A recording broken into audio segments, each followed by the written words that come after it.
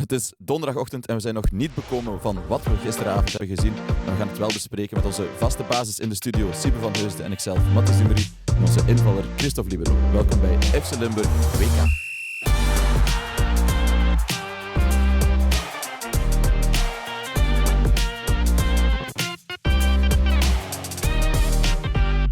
Siebe, ik zie dat je het Tomorrowland-truitje van de Rode Duivels aan hebt. Is dat omdat je de gekende Magic gisteren hebt gezien? Ja, inderdaad. De sprookjeswereld van Tomorrowland die bevond zich gisteravond denk ik even in Seattle. Wat was dat?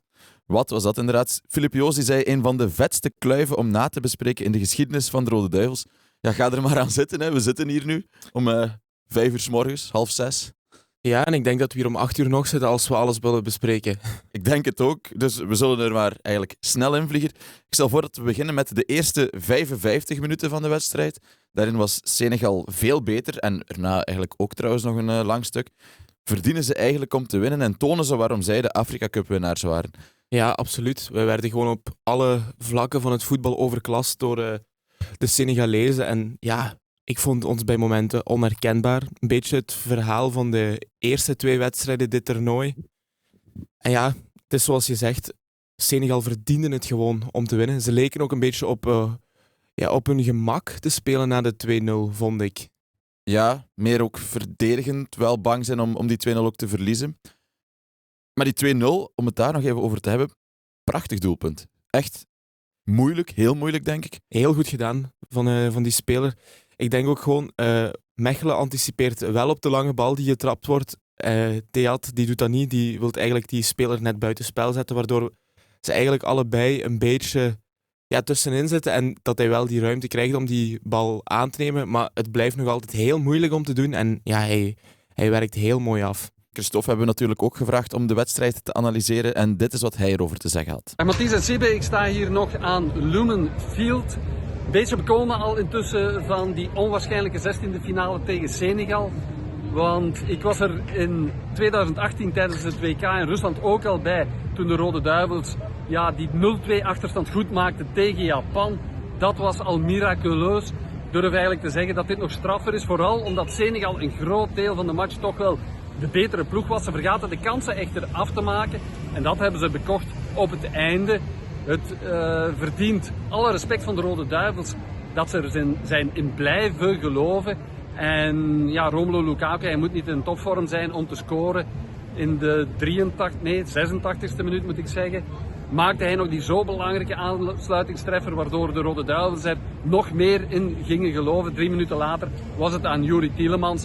En die maakte het dan helemaal af, van op de stip, helemaal op het einde van de verlenging. Ik moet zeggen, Youri Tielemans heeft daar getoond dat hij een echte aanvoerder is. Want als je die verantwoordelijkheid durft nemen en dan zo cool die penalty binnentrapt na 120 minuten strijd geleverd te hebben, ja, dat is gewoon pure klasse. En alle respect op dat vlak voor Youri Tielemans. Ja, voor wie dus onder een steen heeft geleefd, de Rode Duivels gaan in 120 minuten nog op en over Senegal. En klopt het wat Christophe zegt, is dit nog zotter dan Japan toen? Ik denk inderdaad dat we na de remontada in Rostov kunnen spreken van surrealisme in Seattle. Dit is nog veel straffer, zou ik misschien zelfs durven zeggen, dan wat we daar toen hebben gezien. Ook misschien omdat dat was nog met de gouden generatie en dit was met een ploeg waarvan ik persoonlijk moet toegeven dat ik niet verwacht had dat ze dit konden doen. Zeker niet als ook echt de goudhaantjes eruit gehaald worden na 55 minuten. Kevin De Bruyne en Jeremy Doku. Bij Doku was het nog te verwachten, maar De Bruyne er na 55 minuten afhalen, dat is toch ongelooflijk, ongezien eigenlijk. Ja, die wissel van De Bruyne die was inderdaad best verrassend. Ten meer omdat hij nog maar net bij de rust Lukaku had opgebracht in de plaats van Charles de Ketelaere. Wat ook wel een begrijpelijke wissel was na die eerste helft. Maar ja, het is dan... Ja, Doku, die zijn wissel kan ik dan beter begrijpen en die had ik misschien zelf ook al zo vroeg doorgevoerd, omdat je voelde aan alles dat Doku niet in die wedstrijd zat en daar ook niet ging in geraken. En dan kun je wel zeggen, je kan wachten op die ene klasseflits van hem. Maar ik begrijp wel beter dan bij De Bruyne waarom hij Doku op dat moment vervangt door Lucky Bacchio. Nu, de wissel van De Bruyne door Raskin, ik vind wel, we moeten durven zeggen, Raskin was een belangrijke speler in de ommekeer, vond ik. Ik vond dat hij het heel goed deed daar. die liet Tielemans beter in de wedstrijd komen. En ja, Tielemans is enorm belangrijk gebleken. En volgens mij deelt Christophe die mening ook met ons. Ja, ik schrok toch wel, moet ik zeggen. Toen Kevin De Bruyne na minder dan een uur al naar de kant werd gehaald. Rudy Garcia had hem nog een voetbalmonument genoemd eerder deze week. En ja, dan was het toch wel erg snel dat hij De Bruyne naar de kant haalde. Op het moment dat de Belgen 0-2 achter stonden, dat ze de wedstrijd moesten laten kantelen. Ik moet zeggen, ik had dat niet gedaan. Ik denk dat je dan beter de spelers rondom De Bruyne wisselt. En dat je op die manier een nieuw elan in de match brengt met De Bruyne erbij. Maar goed, een winnende coach heeft altijd gelijk. Dat heeft Rudy Garcia ook gezegd. En De Bruyne hield het ook bij die uitleg. Dus wat dat betreft is De Bruyne ook iemand die echt in het ploegbelang denkt. Hij spurte ook langs de kant toen hij zag dat hij eruit moest. Bij Doku was er wel een sippelip. De wissel van Doku vond ik trouwens meer te verklaren. Hij zat helemaal niet in de match. En ja, dat zou ook niet meteen gaan beteren, had ik de indruk. Maar bij De Bruyne, die had ik er niet afgehaald. Nu nog eens, ze hebben gewonnen, de Rode Duivels. Dus heeft Rudy Garcia de juiste keuzes gemaakt, moet je dan zeggen. Ook al bleken dat rare wissels op het moment zelf. Ik ga er wel van uit dat De Bruyne in de volgende match in de 8e finale, dus het is nog niet duidelijk tegen wie dat is, want de wedstrijd tussen Amerika en Bosnië-Herzegovina is op het moment dat ik hier sta nog aan de gang. Maar ik ga er wel van uit dat De Bruyne dan gewoon weer in de basis zal staan. Wat Doku betreft ben ik daar veel minder zeker van. Ondertussen is dus wel al duidelijk dat dat tegen de Verenigde Staten zal zijn, die wedstrijd. Maar terug over België-Senegal. Na 63 minuten wordt dan ook Van Aken eruit gehaald en na 78 minuten Maxime de Kuiper. En ja, op dat moment denk je effectief alle voetballers, iedereen van wie we verwachten dat zij met een paas het verschil kunnen maken, haalt hij eraf. De sms'jes die ik op dat moment binnenkrijg zijn Garcia is het volledig kwijt. Garcia slaat volledig door. Heeft Garcia gezopen. En dat was toch ook het collectieve gevoel bij alle Belgen. Ja, ik denk op dat moment dat zijn C4 klaar was en dat Mannaert alleen nog maar op afdrukken moest duwen. Dat denk ik echt oprecht. Ja, ik heb echt het gevoel, Garcia is bijna tijdens de wedstrijd ontslagen en terug aangenomen. Ja, dit is echt een Houdini-act, denk ik, waar naar gekeken moet worden. Hoe hij dat heeft geflikt. En het is gek om te zeggen, want ik vind het moeilijk ook om te zeggen, moet ik eerlijk toegeven. Maar hij heeft inderdaad zijn gelijk op gehaald gewoon. Punt. Ja, ik vind het toch raar. Ik denk, ik kan me moeilijk verzoenen met de keuzes die hij heeft gemaakt, maar uiteindelijk, wat Christophe zegt, de winnende coach heeft dan altijd gelijk. Als het van mij afhangt, hoeft hij wel na het WK niet meer bondscoach te zijn. Mag het opnieuw aannemen, mag dan wel een interim contractje zijn tot de uitschakeling. Maar ja, wie ben ik? Uiteindelijk heeft hij gewoon die wedstrijd gekeerd met de zotste wissels die je... gewoon de zotste wissels. Ja, het is moeilijk om er een pijl op proberen te trekken. Ik vind wel, de wissels die hij gedaan heeft, die hebben wel allemaal vrij goed uitgepakt ook. Bijvoorbeeld Meunier die dan komt, die geeft wel de assist. Dus die bewijst ook zijn belang. En ook goed dat hij dan er is opgekomen, denk ik dan. Dus ja, er valt ook wel iets voor te zeggen, voordat hij nu zegt van ja, als je wint heb je gelijk. Daar valt iets voor te zeggen, maar het is inderdaad, ik denk dat volledig België heel raar keek bij quasi alle wissels. Moreira die Van Aken komt vervangen bijvoorbeeld, dat was een wissel die ik totaal niet verwachtte. Ja, heel het toernooi nog niet gebruikt. Nee. Dan nu plots. Maar die wel met heel veel energie invalt en die ook die energie in die ploeg krijgt. Dus ja, er mag naar onderzoek gedaan worden, want ik denk dat er wel een thesis over te schrijven valt over deze wissels. Ja, dat denk ik ook. Ik moet eerlijk toegeven, ik heb zelf voorbarig naar Christophe gestuurd, wat bezielt Garcia, en dan ook ga je straks bij de persconferentie hem aanpakken zoals de Nederlanders Ronald Koeman hebben aangepakt. Nu, vooral duidelijkheid, dat zou Christophe nooit doen, want die heeft in tegenstelling tot die Nederlanders wel fatsoen. Het was opvallend te noemen, inderdaad, die persconferentie. Nu goed, ik denk ook gewoon dat dat de manier van journalistiek is in Nederland. Maar op dat moment had ik wel het gevoel, pak hem maar eens aan. En ook, Filip Joos ook, die zegt ook, wat doet hij? En Filip Joos heeft dan het ongeluk dat hij het live moet doen. Wij kunnen achteraf nog met 2 woorden spreken, maar ik snap Filip Joos volledig. Ja, het ongeloof bij de wissels en het groeiende ongeloof bij een nieuwe wissel bij Filip Joos was echt prachtig om te horen. Ik vind trouwens dat hij het gisteren en ook al op andere wedstrijden fantastisch heeft gedaan als commentator. Het was heel leuk om die wedstrijd te volgen met het commentaar van hem. Maar ja, inderdaad, nu over Garcia. Die man heeft wel nog altijd maar 1 wedstrijd verloren als bondscoach. En dat is zijn allereerste. En ondertussen 17 gewonnen, geloof ik. Of ongeslagen. Ongeslagen, ja, dat is het. Dus om die dan te ontslaan, omdat we het niet eens zijn met de wissels, ja. Allee, we winnen gewoon, hè. Dat hadden we niet gedacht na 55 minuten nadat ook onze kapitein met onze nummer 10 aan het ruzie maken was op het veld. Dat inderdaad ook nog een zeer, zeer, zeer opvallend moment vlak voor de hydration break, om het zo in het Amerikaans te zeggen. Waarbij je inderdaad Tielemans en Trossard... Tielemans speelt een pas niet naar Trossard, die wordt daar heel kwaad over. Tielemans gaat daarin mee, zet Trossard een beetje op zijn plaats. Ze komen hoofd aan hoofd te staan, of er gebeurt iets tussenin? Ja, ze komen... Ja, hoofd aan hoofd is misschien nog net overdreven, maar Lukaku en Raskin moesten bijvoorbeeld tussenkomen. Ook Senegalezen die moeten tussenkomen. Ja, op het moment dat je 0-2 achter staat en je zo overklast wordt door een ploeg, ja, dan voelt dat eigenlijk gewoon als het finale schot eigenlijk. En denken van, ja, hier is het gewoon gedaan. Absoluut. En ik denk ook dat we van geluk mogen spreken. Of ja, geluk, dat is... Ik vind het moeilijk om het woord geluk te gebruiken, maar toch van geluk mogen spreken dat het toch nog zo is uitgedraaid hoe het is uitgedraaid. Want anders stonden vandaag de kranten daar overvol mee. En dan was de sfeer rond de nationale ploeg opnieuw onder nul gezakt. Zwaar onder nul. We hebben natuurlijk ook gevraagd aan Christophe wat hij van dat opstootje vond. Het was een heel opvallend moment, toch wel net bij de tweede drankpauze, toen die van start ging. Tielemans die had op Trossard kunnen pasen, maar die gaf de bal naar de andere kant en daar was Leandro Trossard helemaal niet over te spreken. Het werd een fikse woordenwissel, gebekvecht eigenlijk, tussen de twee. Raskin die moest tussenkomen.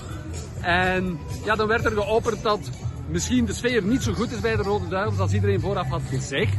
Nu, ik ben het daar helemaal niet mee eens. Ik vind dat de Rode Duivels gerust met elkaar in de clinch kunnen gaan. Ze moeten niet zo lief zijn voor elkaar. We hebben het vaak over die grinta en over het feit dat ze moeten tonen dat ze vechtlust hebben. Wel, dit was zo een voorbeeld. Het is ook niet blijven hangen. Ik heb ook liever dat de Rode Duivels op die manier met elkaar omgaan dan dat ze een schouderklopje geven omdat ze een mooie kans hebben gemist. Of dat ze elkaar over de bol aaien als er een slechte tackle is ingezet geweest. Laat hen maar elkaar op hun plichten wijzen. En het is ook gebleken achteraf dat dit gewoon de juiste manier is. Het is dan ook wel tekenend dat het Trossard was die de assist heeft verstuurd naar Tielemans voor die belangrijke 2-2. Dus wat mij betreft in de 8e finales, laat ze maar bekvechten zolang ze winnen. Daar kan ik Christophe eigenlijk ook wel in volgen. De grinta is er. Ja, inderdaad. Daar volg ik me eigenlijk ook volledig in. Alhoewel ik op het moment, ik moet wel toegeven, op het moment zelf, toen het nog 0-2 was, dacht ik wel van, jongens, dit is niet wat we nu nodig hebben. Nee, klopt. Maar achteraf, wanneer het makkelijk is om te praten, is het inderdaad misschien wel hetgene wat we ook wel nodig hadden, die vechtlust en die grinta in de ploeg. Het werd in de 86e minuut 1-2, dankzij wie anders dan Romelu Lukaku, die, ja, ik heb weer op de Oude Markt gekeken in Leuven, altijd als Romelu Lukaku in beeld kwam, werd er gejuicht. Dat was nog bij zijn opwarming in de eerste helft al zo, als hij dan langs de lijn verschijnt om in te vallen. Romelu Lukaku is een beetje de redder van het volk. Ja, ik denk persoonlijk, als er nog geen plannen zijn voor een standbeeld voor hem, dan mogen die er nu wel komen, want hij is degene die terug de hoop in de ploeg bracht en je voelde dat ook aan alles. Maar ik moet eerlijk toegeven, toen hij die goal maakte, dacht ik meteen van, oké, het is nog niet van te gaan slapen. Wij gaan er hier nog misschien opgaan en wie weet over. Ik had totaal het andere gevoel. Ik was zo moedeloos geworden van de prestatie tot dan toe, dat ik de Oude Markt veerde recht uit Jolijt. Maar ik voelde me een beetje zoals het typische beeld van een coach die bij een belangrijke goal gewoon heel serieus blijft staan, heel cool langs de lijn en blijft verder mijmeren over wat er nu moet gebeuren. Ik had echt het gevoel, hier zijn we nog helemaal niks mee. Maar dan, ja, dat gevoel heeft niet lang geduurd. 2 minuutjes eigenlijk. Een beetje zoals Garcia, eigenlijk een gekkie. Ja, het gevoel heeft niet lang geduurd. 2 minuutjes maar. En dan deden de ruziemakers het ook nog. Ja, prachtig toch? Zo moest het zijn. De voorzet van Trossard en Tielemans, die kopt hem gewoon binnen. Ja, de kopbal van zijn leven. En dan gaan we naar verlengingen. lange verlengingen. En dan in minuut 117 moet Luke Bacchio eigenlijk de winning goal maken. Dat vergeten we nu eventjes allemaal. Die trapt hem daar op de lat. Die moet die eigenlijk binnenleggen. Ja. Maar goed, dat maakt allemaal niet uit, want er werd een fout gemaakt op Tielemans en het was een terechte strafschop. Ik vond dat opnieuw Filip Joos het heel mooi zei tijdens de wedstrijd. Je wilt hem niet tegenkrijgen, maar je kan hem wel geven. Ja, het begint hier een beetje de Filip Joos fan-podcast te worden. Ja, inderdaad. En terecht, ja. Het was supergoed gisteren, maar ik ben het volledig eens met wat hij daar zegt. Het is inderdaad eentje die je echt niet wil tegenkrijgen op dat moment in de wedstrijd. En laten we eerlijk zijn, Senegal verdiende dat na de wedstrijd ook echt niet om dat op dat moment tegen te krijgen. Maar ja, dat is dan de charme of de hardheid van het voetbal. Het is hoe je het bekijkt en aan welke kant je van het spel zit. Ja, het is wel een fout. Hè. Tielemans zou eerder bij de bal zijn en hij trapt hem van achter op de kuit, raakt hij hem licht. Ja, tuurlijk. Dan gaat hij denk ik nog door naar de voet. Ja, maar ik denk vooral de tik op de kuit het hem doet. Ja, dat denk ik ook. En ja, je kan hem fluiten, dus strafschop. Strafschop. En die konden we niet meteen nemen, want Pape Ciss, wat deed hij? Hij kreeg van jou een berichtje. Ik moest er wel enorm mee lachen. Kan die Senegalees rechts staan? Mijn wekker staat om 4:25. Jij werd gek voor je tv. Ja, omdat ik vreesde voor een Afrika Cup scenario. Dat ze van het veld zouden gaan. Niet eens met de penalty, wij stoppen ermee. Ja, om de een of andere reden kwam dat meteen in mijn hoofd. En ik dacht, oh nee, dat gaan we toch niet krijgen. En het was sowieso weinig slaap door de verlengingen. Dus ja, dat was wel even van, shit, wat gebeurt er nu? Omdat ook, hij trok eerst, als ik me niet vergis, aan de haren van Moreira. Moreira die duwde hem dan weg en hij ging dan liggen op het penaltypunt om het eigenlijk al een beetje op te warmen voor Tielemans. Over die fase ook heel goed gedaan ook van Lukaku om daar bliksemafleider te spelen. Absoluut. Voor Tielemans. Want zelfs de regie was de mis in. Ze hadden de statistiek al laten zien van waar Lukaku zijn laatste penalties had getrapt. Iedereen dacht dat Lukaku ging trappen. Ook dan. Iedereen applaudisseerde weer. Lukaku gaat het doen. De oude markt scandeerde de naam Lukaku. Ja, voilà. En dan is het Tielemans team op... Ja, wat voor een manier weglegt. Wauw. Toont zich daar echt de aanvoerder van de Rode Duivels. De leider die op het belangrijke moment het doet. We hebben het er al vaak over gehad. Het is er al vaak over gegaan. Is hij de juiste kapitein? Na gisteren zijn alle twijfels weg. Ja, absoluut. Ik denk een heel mooie kapitein. Een kapitein die kiest voor leading by example. En dat heeft hij gisteren zeker gedaan. En ook dan hoe rustig hij dan ook achteraf is in de mixed zone. Met het eerste interview, ja, dat siert hem wel. Ik kan me voorstellen dat dat voor journalisten niet altijd even leuk is. Maar ja, hij doet gewoon wat nodig is voor de ploeg. En we mogen heel blij zijn met Tielemans. Uiterst professioneel is hij. Misschien moeten we eens gaan vooruitblikken dan naar de VS. Want ik had niet verwacht dat we dat eigenlijk nog gingen kunnen doen vandaag. Maar we mogen die wedstrijd tegen de VS aanstaande dinsdag, de nacht van maandag op dinsdag, we mogen die niet vergelijken met die oefenmatch een paar weken geleden of een paar maanden geleden. Nee, inderdaad. VS is goed bezig aan dit WK. En het geloof bij de VS is er ook dat ze een diepe run kunnen hebben in de knock-outfase. En ook het publiek. Ik vind dat best opvallend. Ik heb elke wedstrijd al het gevoel gehad dat het publiek tegen België is. Gisteren werd er opvallend veel Senegal gescandeerd op de tribunes. Ja, meer nationale trots bij andere landen die dan met meer het ervoor over hebben om hun nier te verkopen om naar de VS te gaan en daar de matchen te gaan bekijken. Ja, misschien. Inderdaad. En ja, het WK is in de VS. No shit Sherlock. Maar ja, dus dat gaat wel wat geven, denk ik, in een vol stadion tegen de VS. Nu, Zeker.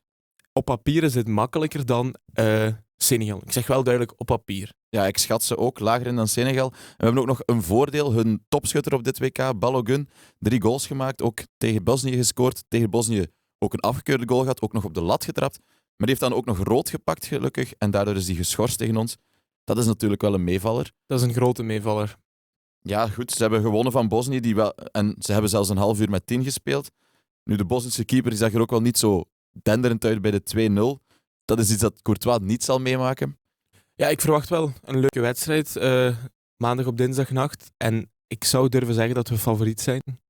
Ondanks het belabberde spel van gisteren. Het is een wedstrijd voor de nachtvlinders om 2 uur 's nachts. Wij gaan hier samen op de redactie kijken met een bruine fruitschaal.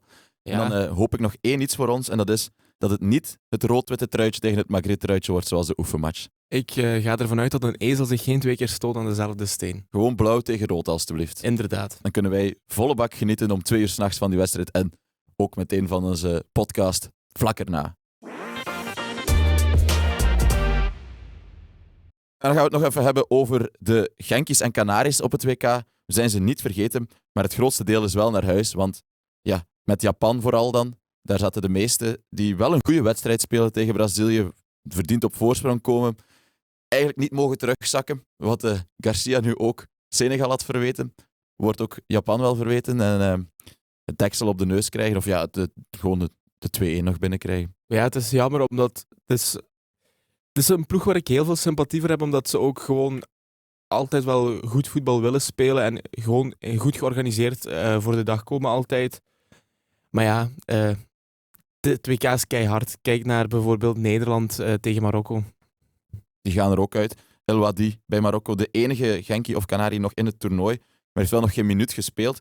Wie wel minuten heeft gespeeld is Joris Kayembe. Gisteren een paar minuten tegen Engeland. En ook een knappe prestatie van Congo, die eigenlijk heel goed gespeeld hebben tegen Engeland en het hele toernooi al. Ja, absoluut. Het is zo'n beetje... Toen België 0-2 achter stond, dacht ik ook van... Ja, je hebt Engeland, die vroeg op achterstand kwamen tegen Congo en het daarna ook nog best lastig hebben gehad om dat om te buigen. Absoluut. Tot slot is er ook nog Ecuador. Die gingen ook naar huis. Maar Jaimar Medina heeft wel nog zijn minuten kunnen maken op het WK. Zelfs een volledige helft kunnen spelen. Ik heb hem niet gezien, maar wel blij voor hem. Ja, inderdaad. Leuk. En hopelijk neemt hij dat positieve gevoel mee naar Genk. En dan zijn er nog een paar extraatjes die we willen bespreken. Heb jij iets meegenomen? Ja, ik vond de stunt van Paraguay tegen Duitsland het was indrukwekkend. Maar wat ik daar eigenlijk over kwijt wil is hoe leuk het is dat de president van Paraguay meteen heeft besloten om daarna een nationale feestdag uit te roepen. Dat vond ik gewoon heel leuk, omdat dat laat zien hoeveel voor zo'n outsider als Paraguay, of ja, outsider, een klein land, denk ik dat we wel mogen zeggen, wat dat betekent om dan zo toch te stunten tegen een grootmacht als Duitsland. Dat laat zien hoe bijzonder zo'n WK is. En dat laat alleen maar de charme zien van het voetbal, vind ik. En de kracht van het voetbal ook. Inderdaad. Het verbindt, het zorgt voor feest alom. Ja, en het zette me aan tot een denkoefening. Vanaf wanneer zou dat in België mogelijk zijn dat Bart de Wever zegt, ja, nu doe ik een feestdag. Zou dat bijvoorbeeld kunnen zijn als we in de kwartfinale Spanje kloppen, of is dat als we in de halve finale wraak nemen op Frankrijk? Ja, beide vind ik eigenlijk een goede reden voor een feestdag. Voilà, Bart de Wever bij deze. Als hij luistert. Ik heb een donkerbruin vermoeden van niet. Jammer. Maar je weet het nooit. Bart, als je luistert, laat het ons weten. Voilà. Goed, dan ronden we maar best af. Dank u wel, Siebe, voor het fijne gesprek hier in de studio. En dank u wel ook, Christophe, weer voor de goede invalbeurten. En dan tot dinsdagochtend.